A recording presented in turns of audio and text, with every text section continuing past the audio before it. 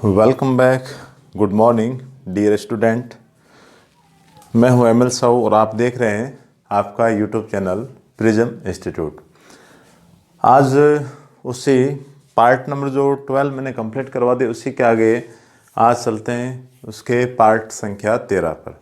प्रश्न हो गए थे अपने प्रश्नावली 6.3 के कितने 10 कंप्लीट हो गए। आज चलते हैं 11वें प्रश्न को स्टार्ट करते हैं। तो देखो 11वें प्रश्न को मैंने लिख दिए हैं, क्या दे रखा है, आकृति किस प्रकार की बना के दे रखी है।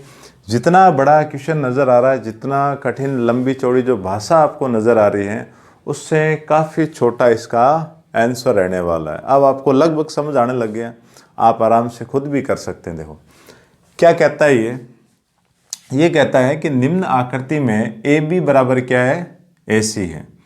ए बी और ए सी आपस में क्या है, समान है। इसका मतलब ये क्या है, समद्विबाहु त्रिभुज। देखो आगे लिखा भी है कि एक समद्विबाहु त्रिभुज ABC, ये आपका जो ABC त्रिभुज दे रखा है, इसमें जो भुजा आपकी AB है, ये वाली भुजा AC मतलब इस भुजा की ये वाली भुजा इस भुजा की क्या है, समान है, जैसा कि आपको प्रश्न में यहाँ दे रखा है। ठीक है, फिर आगे ये कह रहा है कि उसके बाद जो CB भुजा है उसको बढ़ाओ। इस भुजा को बढ़ाया, कहाँ तक बढ़ाया, E तक बढ़ाया। E एक बिंदु है। फिर ये साथ में ये कह रहा है बढ़ाने के बाद में आप A से भुजा जो B से उस पर एक लंब बनाओ। कौन सा, AD। तो इसने देखो ये लिखा है कि AD लंबवत है किसके, BC के। और फिर ये कह रहा है कि E से भुजा AC पर एक लंब क्या खींचो आप, EF बनाओ। देखो ये EF है जो लंब दे रखा है किस पर, AC पर दे रखा है।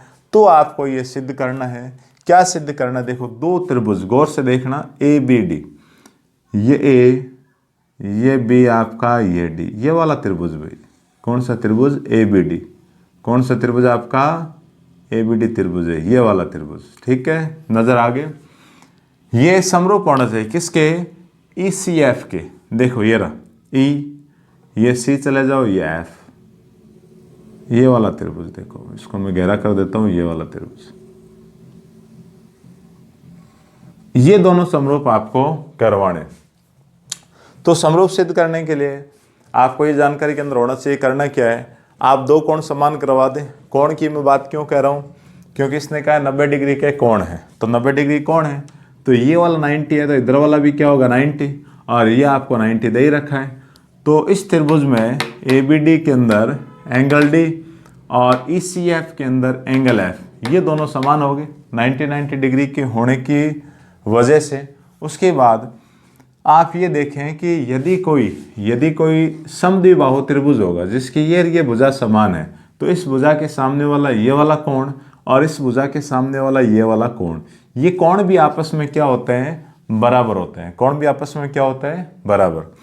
तो इस त्रिभुज में अगर इस त्रिभुज किसकी, ABC की बात कही जाए, तो एंगल B और एंगल C आपस में क्या होगा, समान होगा। एंगल B और एंगल C आपस में क्या हो जाएगा, समान हो जाएगा। और समान होते ये दो त्रिभुजों के अंदर अलग अलग आ रहे हैं, तो दो कोण समान होते हैं, आपके दोनों त्रिभुज क्या हो गए, समरूप हो गए। बस आंसर आ गए। इतना सा काम आपको करना है। तो मैं दी गई जानकारी को लिखता हूँ स्टार्ट में।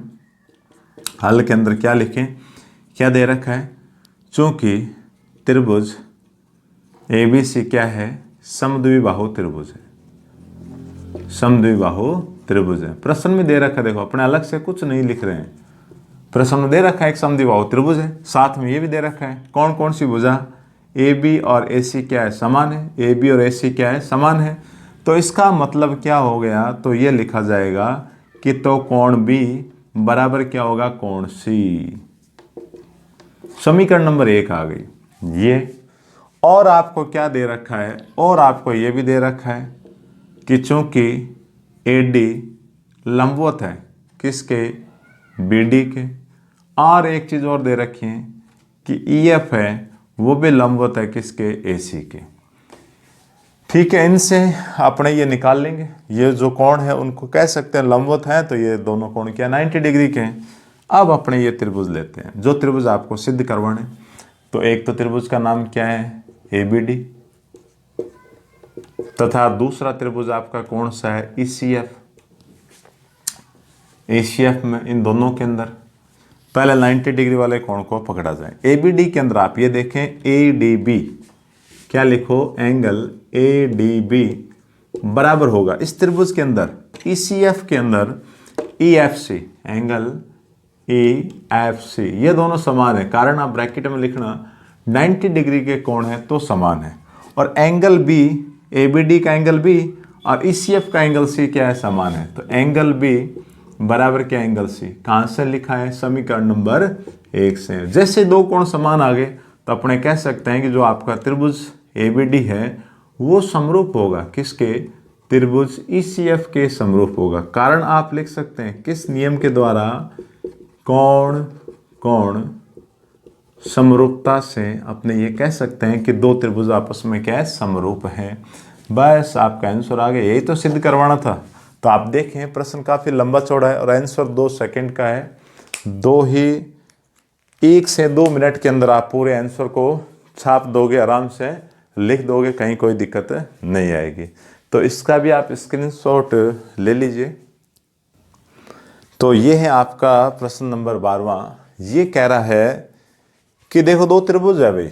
ये कहता है कि एक त्रिभुज ABC की भुजा AB, BC तथा माध्यिका AD तथा एक अन्य त्रिभुज PQR की क्रमशः भुजा PQ, QR और माध्यिका PM के समान अनुपाती है। तो दर्शाइए कि जो दो त्रिभुज आप लेना चाहते हैं वो आपस में क्या है, समरूप है। ठीक है, तो पहले त्रिभुज को बनाया जाए।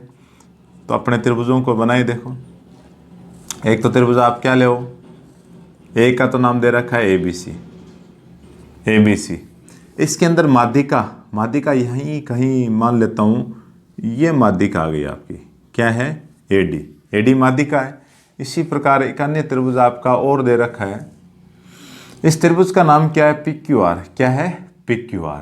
और इसमें जो माध्यिका है वो आपकी है PM।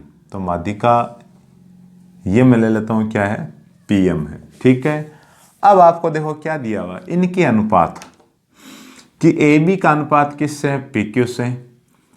उसके बाद BC, इस भुजा का BC का अनुपात किसके साथ में, QR के साथ में। और माध्यिका AD का अनुपात PM के क्या है, बराबर है। तो ये अपने को दिया है। तो देखो दिया है, उसको मैं लिख लेता हूँ कि AB बटा PQ बराबर BC बटा QR बराबर AD बटा PM, ये मेरे को दिया हुआ है। ठीक है, इतनी जानकारी मेरे को दे रखी है। अब मेरे को सिद्ध क्या करना है कि जो आपका त्रिभुज ABC है वो PQR के सर्वांग सम आ जाना चाहिए। तो आप देखो इतने से मैटर को गौर से देखो, आप इन दो चीज़ों को गौर से देखोगे कुछ आपको जानकारी मिलेगी। AB भुजा PQ के और BC है जो QR के समान है। या तो प्रश्न के अंदर इन दोनों को समरूप सिद्ध करने के लिए तीनों भुजाओं का अनुपात यदि समान आ जाता है तो आपके क्या रहेंगे, दोनों त्रिभुज समरूप हो जाएंगे। और यदि तीन भुजाएं का अनुपात न आके दो भुजाओं का अनुपात समान आ जाए और साथ में उन दोनों के द्वारा जो निर्मित कोण है वो यदि समान आ जाए तो भी आपके दोनों त्रिभुज क्या होंगे, समरूप आ जाएंगे। अब आपको देखो करना क्या है, आप ये देखो ये भुजा, ठीक है, ये दे रखा है। उसके बाद ये भुजा और ये भुजा आपको दे रखी है अनुपात के अंदर। साथ में ये पता है कि AD माध्यिका है, इसका मतलब इधर की लंबाई इसके समान और इसकी लंबाई इसके बराबर आएगी। इनकी लंबाइयाँ क्या रहेगी, बराबर रहेगी। अब आपको काम क्या करना है, काम ये करना है कि यदि आप एंगल B और एंगल Q है, इनको यदि आप बराबर ले आते हो, इनको यदि आप क्या ले आते हो, समान ले आते हो, तो उस कंडीशन में अपना ये जो प्रश्न है वो कंप्लीट हो जाएगा। आराम से अपने कह सकते हैं कि ये दोनों त्रिभुज क्या है, समरूप है। अब ये कोण समान लाने के लिए दी गई जानकारी को काम में ले, तो पहला तो दे रखा है ये, दूसरा दे रखा है उसको मैं लिखता हूँ देखो। और साथ में क्या दे रखा है देखो, सेकंड कंडीशन की AD तथा PM क्रमशः है किसकी, त्रिभुज ABC व त्रिभुज PQR की माध्यिकाएं। इनकी क्या दे रखी है? माध्यिका है भाई, माध्यिका है आपकी। माध्यिका इसका मतलब क्या हुआ कि BD बराबर क्या होगा? CD, और साथ में ये QM बराबर होगा MR के। समीकरण नंबर 2 और समीकरण नंबर क्या हो गई? 3 हो गई ना। अब यदि मान लो कि मैं इधर वाला त्रिभुज लेता हूं, कौन सा? ABD को यदि मैं PQM के समरूप यदि बना दूं तो उस कंडीशन में कोण B कोण Q के क्या आ जाएगा? समान आ जाएगा ना। तो बस इतना ही काम करना है आपको, इतनी सी मेहनत करवानी है और कुछ भी नहीं करना है। तो देखो कैसे करवाएं, बहुत आसान है। 2 चीजें जो आपको दे रखी है मैं वही ले रहा हूं। ये तीनों भुजाएं मेरे को दे रखी है, तो मैं लेता हूं समीकरण नंबर 1 से। समीकरण नंबर 1 में मेरे पास क्या है भाई? AB बटा PQ बराबर BC बटा QR बराबर AD बटा PM। ये मेरे को दिया हुआ है।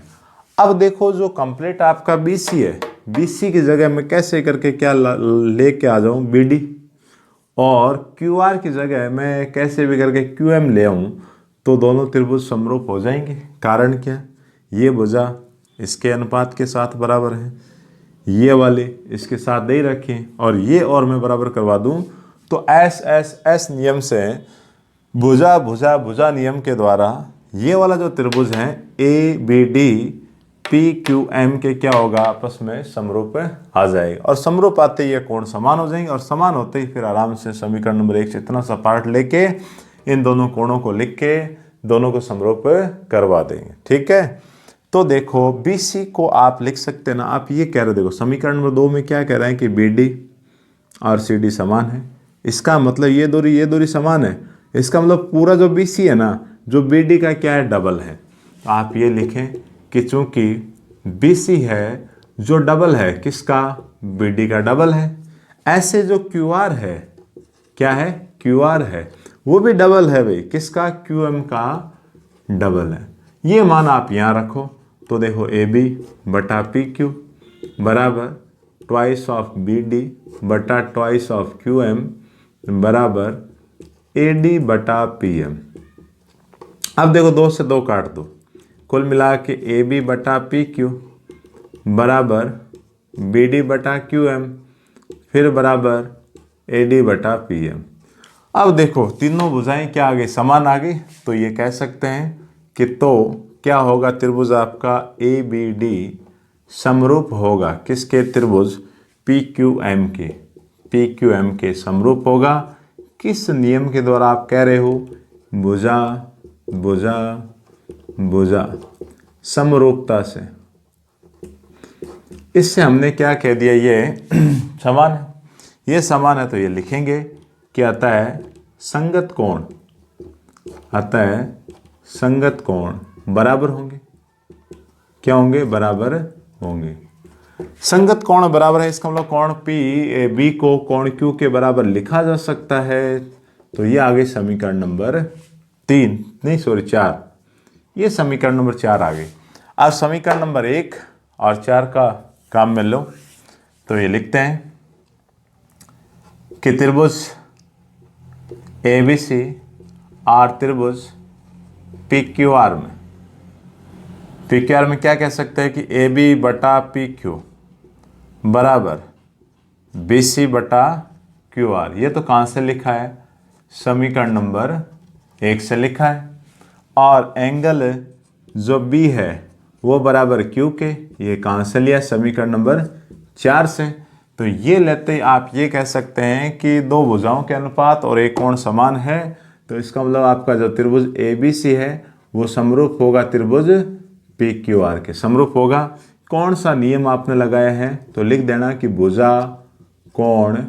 भुजा समरूपता से अपने ये सिद्ध कर दिया है कि ये आपस में क्या है? समरूप है। हैंस प्रूव आ गया आपका, सिद्ध हो गया है तो काफ़ी आसान है।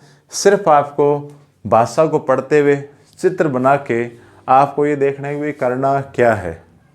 1 मिनट के लिए आप इसको सोचिए आराम से। सोचने के बाद आपको उसका सॉल्यूशन मिल जाएगा, किस प्रकार से आपको आगे बढ़ना है और कैसे कैसे आपको मैटर लिखना है। इसका भी आप स्क्रीनशॉट ले लीजिए। तो ये है आपका प्रश्न नंबर 13वां।